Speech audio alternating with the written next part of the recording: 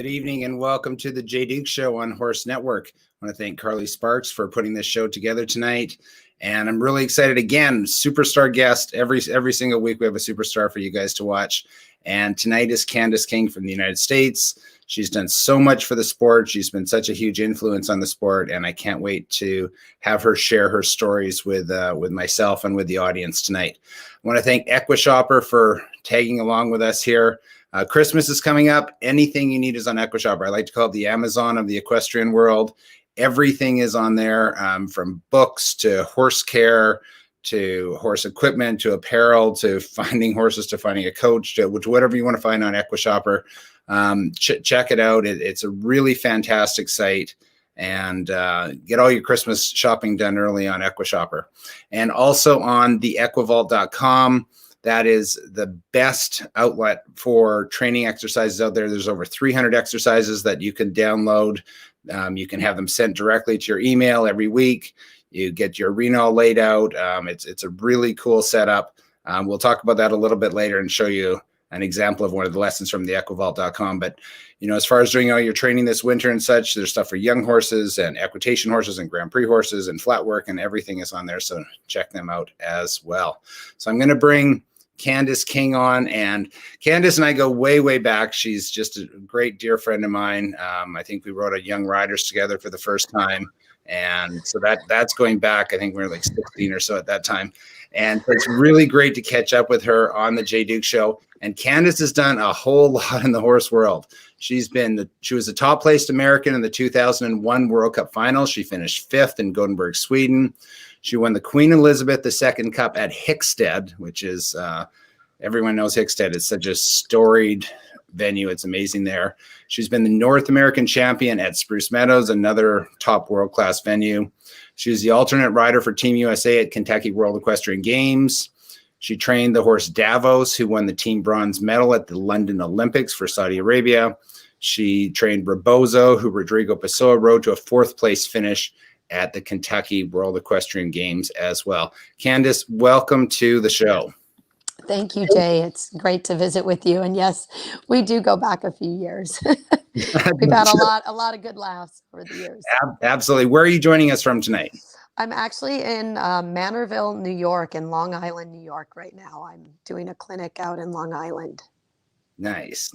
Yes, and you do quite a few clinics, and we're gonna get to that and all the coaching and education you're providing to so many riders out there. But I want to start off with your beginning with horses. You started very young. You had a strong Western influence in your career. Start us through your first experiences with horses. Well, my parents are still living at the same house that I was born and raised in Los Angeles, San Fernando Valley. And at 6 months old, I was sitting in front of my mom in a Western saddle going on trail rides. And at about 2.5 years old, I started going to the cutting arena with my father. He had 2 cutting horses. And on Wednesday and Friday nights, we would go to the cutting arena, load the horses, and they would allow me to work the cattle. I tried to be one of the turnbackers. They hold the cattle in. And at the end, they would give me the slowest cow to work. And I started doing halter classes because I was too little to compete in cutting.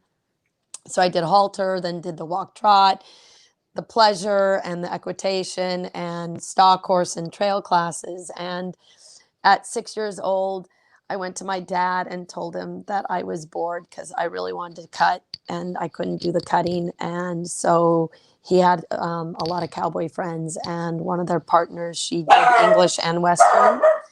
Sorry, my dog. That's Thumper. He's famous. Everybody loves Thumper. But I went and had an English lesson on my mother's Western horse, and kind of the rest is history on that. And I never looked back from riding English, and my dad's cutting horse became my hunter. She was pre-green champion with our professional, and she won a lot with me in the hunters and equitation, and it went on from there. And was there a moment, was there a decision that you chose the English over the Western? Because I had a similar thing. My dad was a cowboy and in the cutting horses and in the roping and all that, and so I had a lot of Western background there. Was there a moment when you kind of decided, hey, I prefer the English over the Western, or was you just clear all the way? You like the jumping? No, in the beginning, I started taking the English lessons and I was still doing the Western. And actually, through my whole junior career, I had two Appaloosas. My first one was my children's jumper that then at 12 years old took me to Prix States at Harrisburg and Washington in the junior jumpers at 12 years old. And then I got a second one, another Appaloosa. I lived in California, so another Appaloosa and Chocolate Mousse. And he was part of the winning team, Prix States, with Meredith Michaels Beerbaum and Michael Endicott and Jenna Mikos, and went on to be champion at Washington, Devon. And at 14 years old, I jumped a 6'3" wall with him in Monterey, California. Hap Hansen was my trainer. Mm-hmm. But my point of this whole thing was my two Appaloosas, we couldn't afford to stay with my trainer, so I would go and meet them at the shows or ship in to train. And in between, we did not have jumps, so we worked them on cattle to keep them fit and keep them muscled up for the jumps. So my two junior jumpers, my whole career, worked on cattle until I moved east my last 3 junior years to be a working student. So Western has been an influence my entire career. So your flat program was cattle. Yes. And trails and mountain and going up the foothills in San Fernando Valley, going up the foothills on trail rides. We had a tiny little arena, so I would go out on the trails up the hills and ride over to the cutting arena and work the cattle with my dad. So how do you feel that those experiences have helped to shape who you are and your success in the show jumping industry? You know, today we have so many of these kids, and just like other sports, you know, they start very young and they're all very programmed and conditioned into certain styles and coaching. You had much more of a horsemanship type of start to it, with a lot less structure. And we've talked about that with people like Leslie Howard as well. You know, she just kind of got on and rode horses. How do you feel that Western influence helped you? Well, I think for sure, first of all, the foundation of horsemanship. You know, our job is in between the jumps, and the horse's job is to jump the jump. And for sure, my influence from the cowboy vaquero style definitely has helped me with my career of making sure my horses are very, very foundationally sound, so that no matter wherever I go, whatever ring I go into, no matter what I ask them, they have the confidence that they can do it, because I've always kept the influence of the trail riding, moving cattle, going through streams, going through water, and diversifying my training. It's not always my whole career. It's never been about jumping. And I actually owe that cow horse vaquero foundation, Jimmy Williams, all of Clyde Kennedy, all of that to my success at an early young age. I know that is what was able to allow me to be able to have the success I did at an early age. And I've always leaned on that. And I remember being a North American champion at Spruce Meadows in '91 against Ian Miller on Big Ben and Hap Hansen on Juniperus and Barney Ward and all those guys. And I was North American champion on this horse that wasn't working for a top Grand Prix rider, and we were North American champion. And I remember walking away from that, and I won a Rolex and, you know, a year's lease on a car and gas for a year and all the prestige, and it was wonderful. But I remember thinking at that moment, it was wonderful to win, but I'm always in my career going to put my horse first and my success second. And that's how I've lived my career and where I am today now. And if anyone watching the show live here has any questions for Candace, put them into the comment section. We'll try to get to them at the end. So let's talk about that. And, you know, because first of all, that's such a great thing to hear as far as putting the horse first. And I hear that from so many people from our generation. What do you think that's still being instilled today in today's culture Obviously, society has changed and sport has changed, and there's been a lot of fantastic things too. I certainly don't mean that as a negative. No. But do you feel, as far as that horsemanship and that love for the animal, do you think that's still out there? I have to say, for sure, emotionally, yes, people love the animal. But this right here, cell phones right here, have, I think, watered down emotions across the board in society, not just about the horses. So our intentions, I think people's intentions and their thought about loving the horse is still there, but that deep down emotional connection, I do not feel is still there like it was as we grew up as kids. I mean, and there's really nothing to compare when you're riding out, going through the streams and, oh, there's a log, let's go jump the log. And I don't know if we have any pictures of it, but I saw a video of you and, you were hacking, didn't wear a helmet at that time. And we just didn't know any better. No.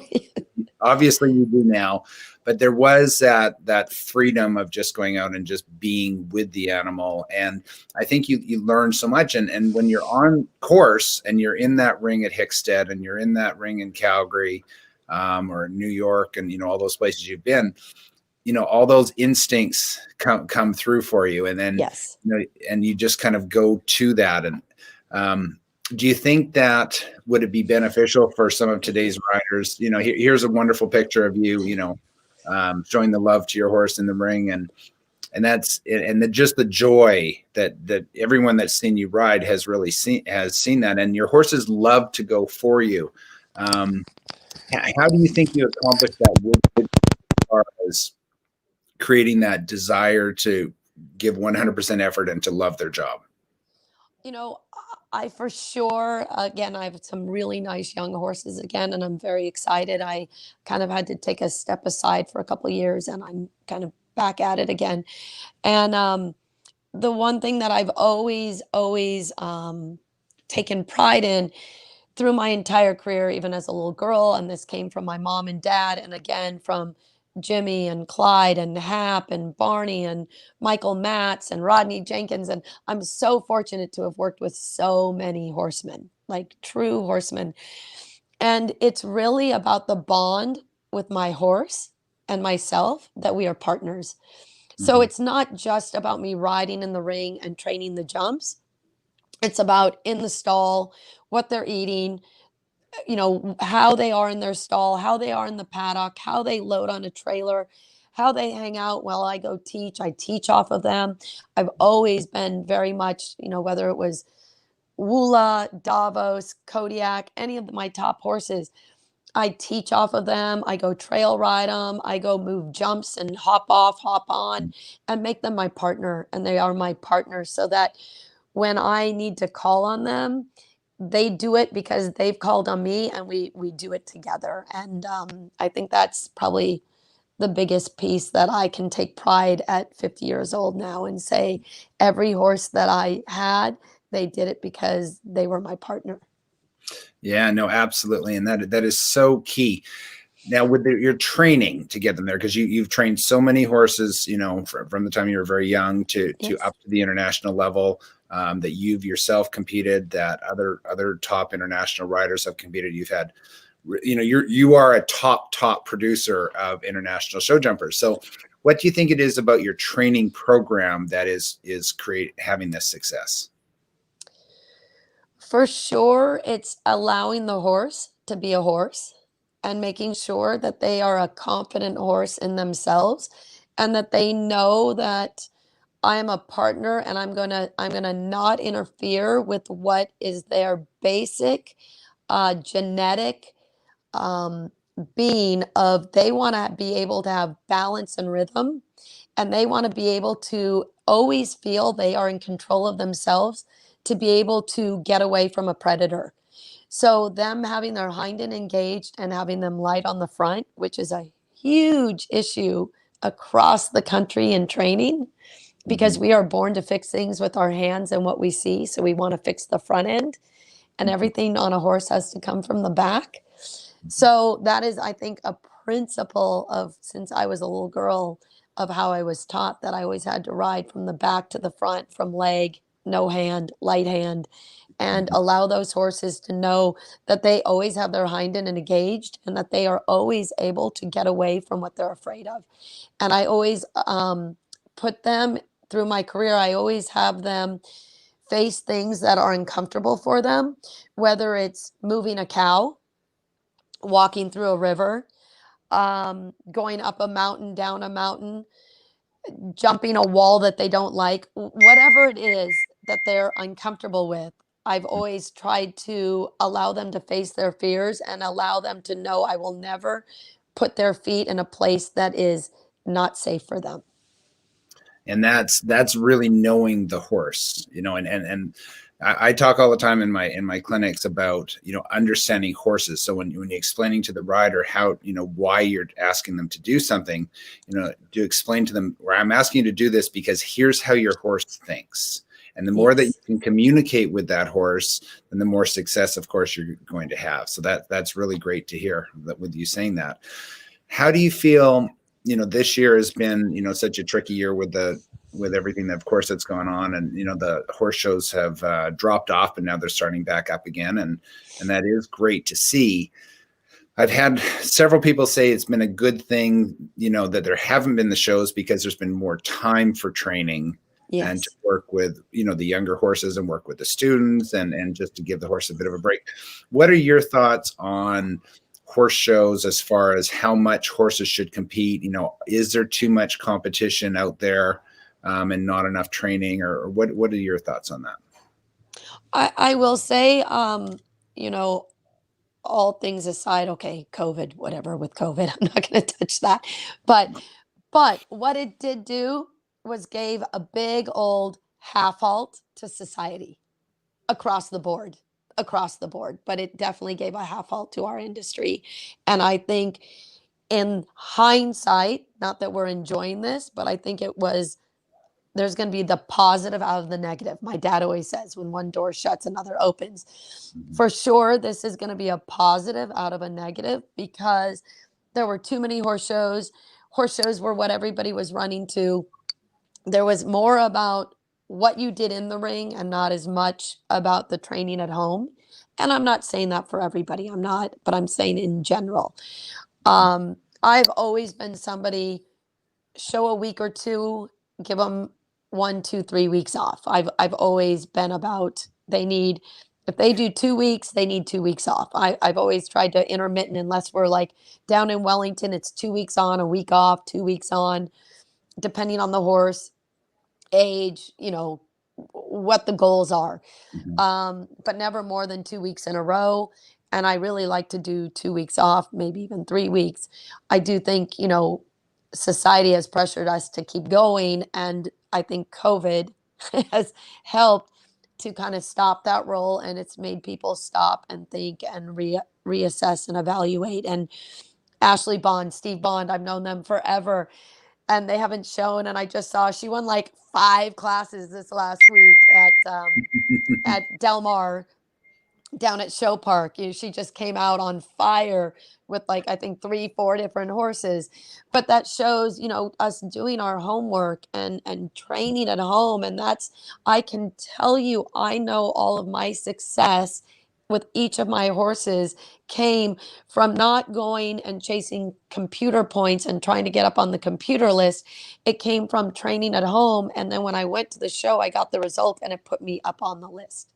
And I know that is valuable to the horses and to our success and our longevity of our horses in the long run. It absolutely is. So, looking at the problem of horses going to too many horse shows, do you think it's a matter of creating just better education for the professionals and for the clients to understand what's best for the horses? Or do you think there should be a limit on how many shows a horse can go to in a certain period of time, or, something? I do. Back in the day, and, again, the old horsemen and, Sismont Manor and Ronnie, there's so many horsemen that, are not out there anymore. And George, every jump counts. Every jump is one less jump that horse has. And I think people have forgotten that, and they've forgotten the foundation that you and I grew up with. You know, those were the just how we grew up, and we knew every time we jumped a jump, that's one less jump that horse has. And so I think that is something where now in society, like I said, these cell phones, it's so easy to press a button and get an answer. And everybody thinks, oh, you can just press a button and have an answer, or you can just wish it and it's going to happen. And horses take time, and they take tenacity, they take per, patience and perseverance, and and just love and time, and we have to work at it.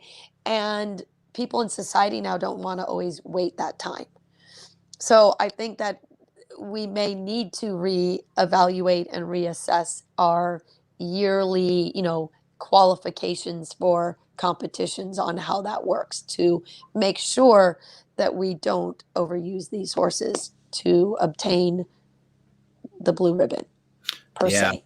the point chasing, and certainly the team trials and stuff is a lot more horse friendly now than it was at one Yes. time, and so also all of that is good to see. What do you think? You mentioned you're 50, so I can mention that on air. Yep. And you do so much for the sport. You're so involved. Let's talk about your involvement with this, for instance, the EAP. That's a wonderful program. And what do you feel are your responsibilities as a successful equestrian to the next generation? Well, for sure, I was extremely fortunate through my career. From my parents to all my trainers and mentors, and they're numerous. I'm very, very fortunate.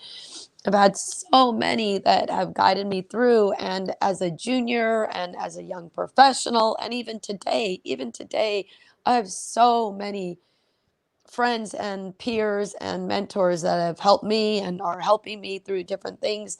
And I think that for sure it's my job, and it's what I need to do to give back to the next generation. And I think that the generation before us, Jay, they were true horsemen, Mhm. and it's a dying art. So for us to be able to keep it alive and give as much back as we can, and the emerging athletes program with the USHJ is very dear to my heart, because those kids, they come in, they have to take care of the horses from sun up to sundown.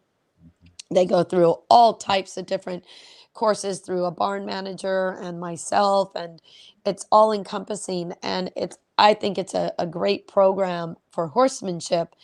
And I've been involved, God, 5+ years from almost the inception of it. And this year we had to go virtual. And Cynthia Hankins, Ann Krasinski, and I did it. And we each had about 28 kids over a 5-week course.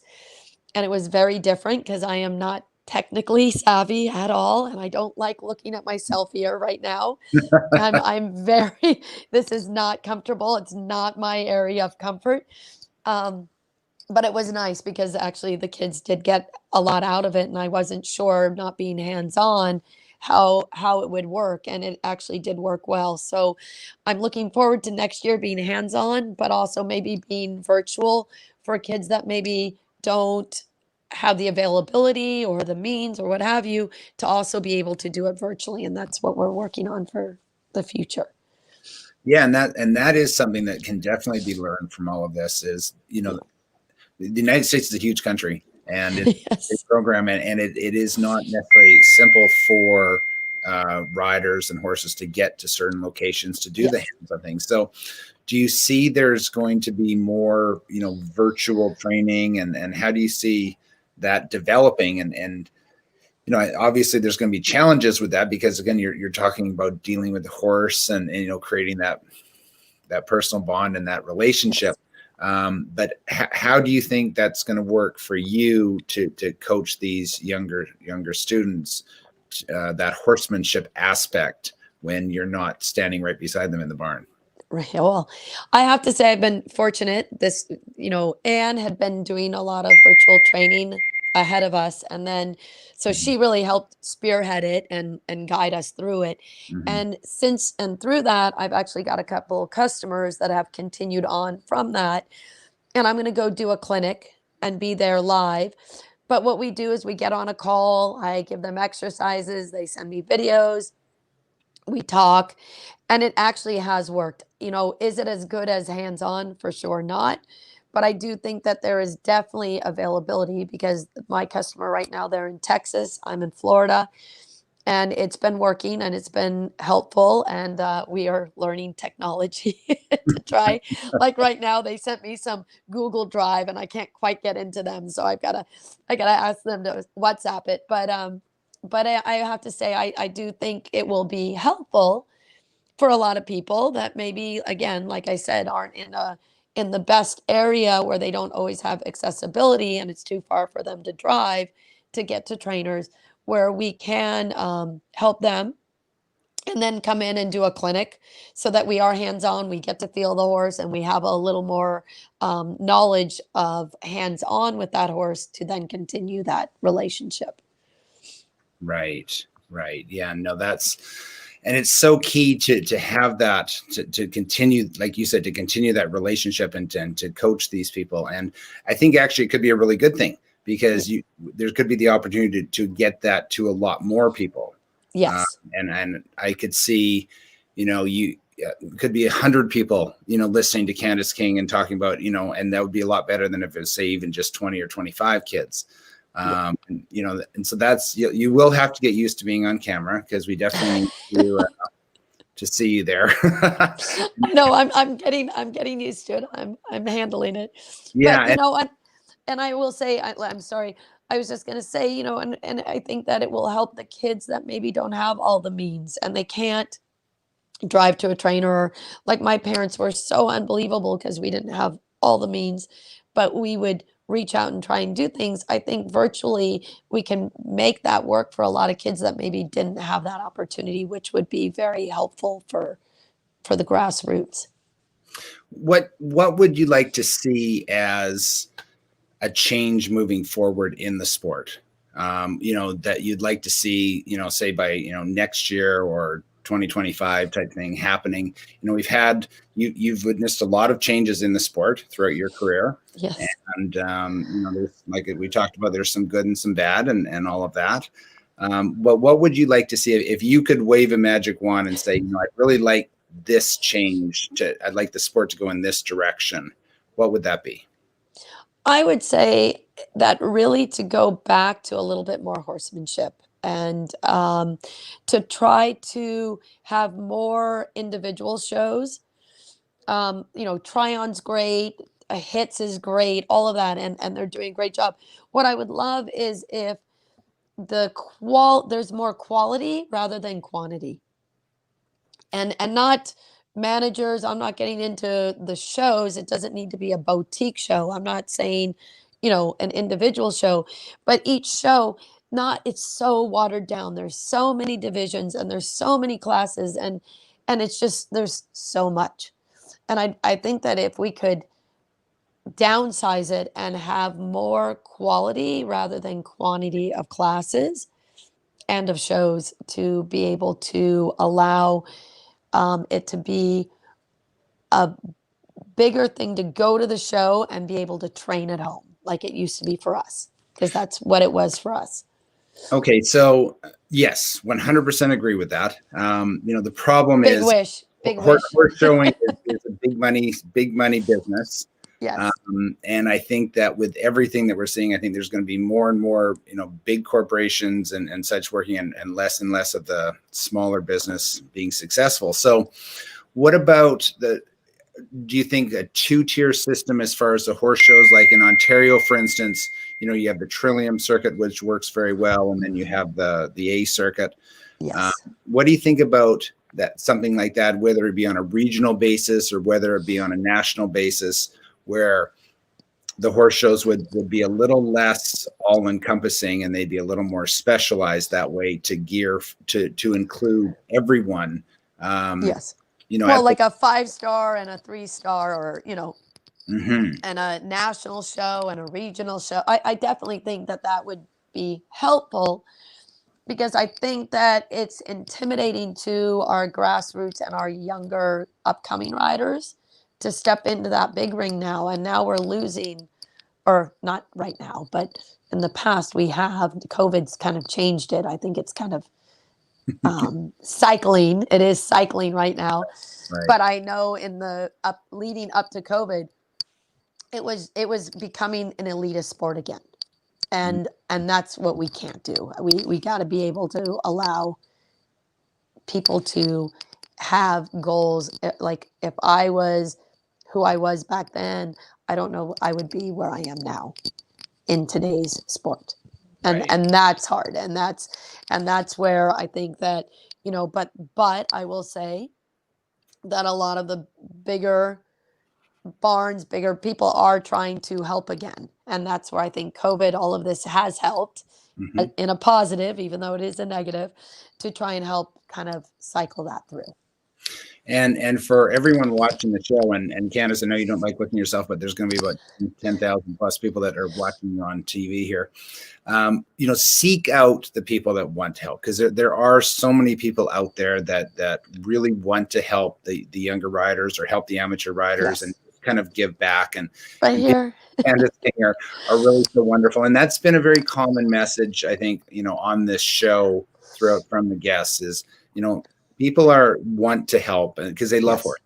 They love horses, and they just want to see what's best for the horse. And so the more education there is, and then they want to share that love with people. So I would say, if you're out there and you're looking for a coach, or you're in a difficult situation or something like that, where reach out to any of us. Really, people get afraid, and really we're all obtainable. McLean, Laura Kraut, myself, we all want to help. We all want to give back. We all started there. And that, I think that's there's a perception that doesn't need to be there. And I think thank you, Jay, for having us all here, because that's what we want to do, is be able to allow these younger generations to come and turn to all of us for help and support.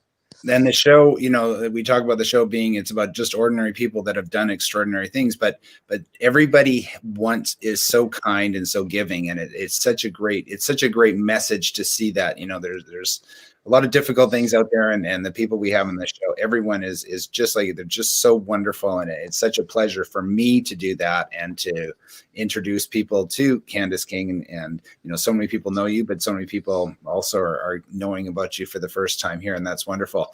We do have a question from the audience. And so I'll have Carly put that up, and let's see what we have for Candice here.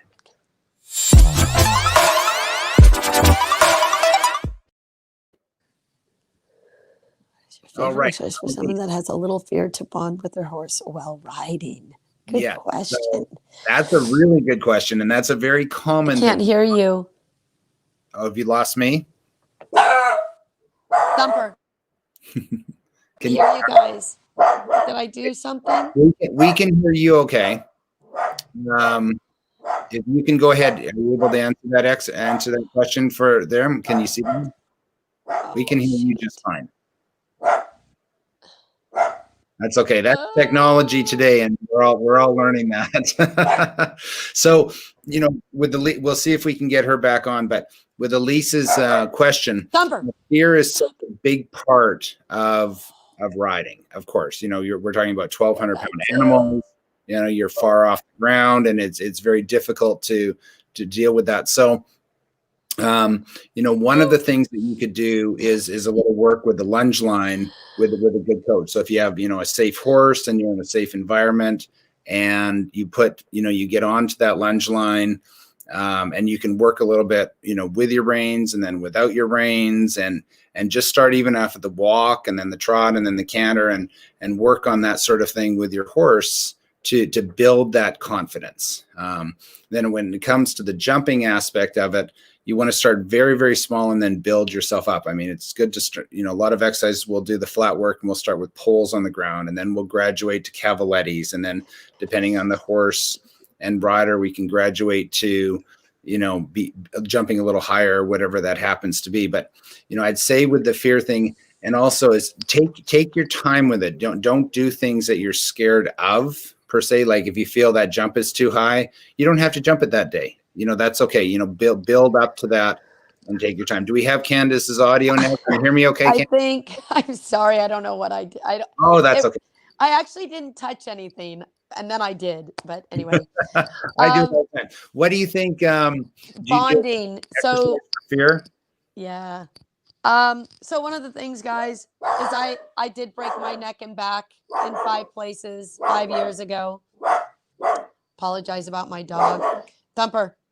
And so getting back, it's a long story, but I'm not going to share it here. But I was back riding 4 weeks later, and I definitely had to deal with fear. And you can't ride with fear because horses feel that, and it's not something.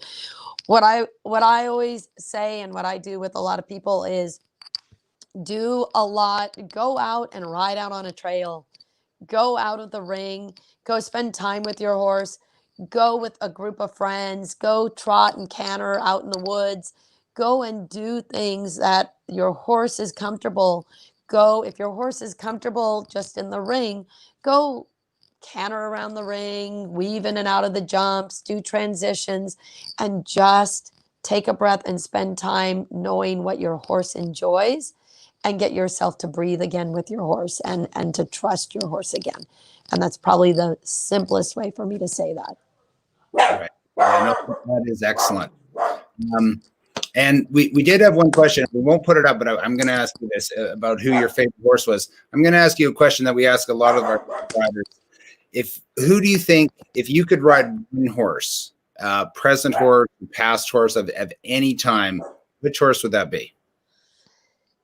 I'm going to say Japalou. Japalou. Okay, so we are so much alike because that is 100% my choice. It is? Yes. Yeah.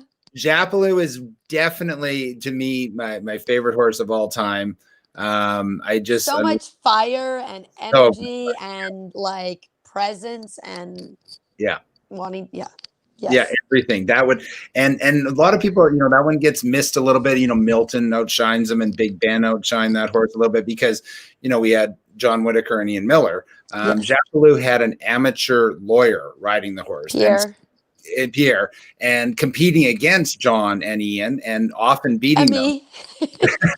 Yes, that's how old I am. And yeah, so the fact that you said that, I love you. That's fantastic. That is, that was an exciting horse. That was a phenomenal horse. So yes, that would be my pick. That's awesome. Candace, thank you so much for being on the show tonight. Thank you.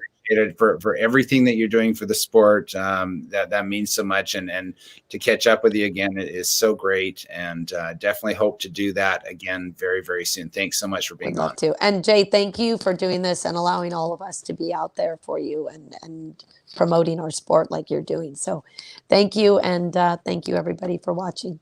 Well, and thank you to Horse Network. Thank you to Carly Sparks for putting this all together. Next week, you're going to want to watch. We have a guy named Michael Matz coming on the show. He's done a few things in the sport. Hero, my mentor. I use him all the time in my clinics. Yeah, all the time. And Michael is such an incredible rider, such an incredible career, such an incredible horseman. Human being. Yes. And so tune in for next week. So watch Michael Matz. I'm really looking forward to that interview.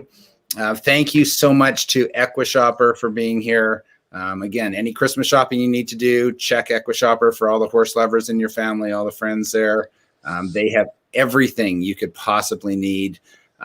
It's an amazing site. It'll take you quite a while to go through it. It is the Amazon of the equestrian world. So check that out. And any exercise you need, go to the equivault.com. Over 300 exercises on there. I've been working on that program for over 3 years. Here's an example of what you'll get. This is the part of the outdoor ring module.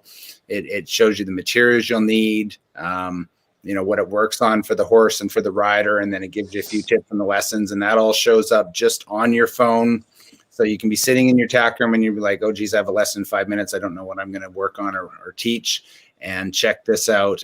It's a really wonderful program and again, there's young horse modules and flat modules and everything that you could possibly need to train your horse, and maybe we'll get Candace to throw a lesson on there too. I'd really appreciate it. I would love to. Yes. Great lessons on there from McLean and Beasy and Lott, and we'll get some on there. Well, maybe we'll do a Candace King module. That would be really fun to do. Thank you so much for watching the show. And as always, everybody ride safely and respect the horse. Thank you. Thank you.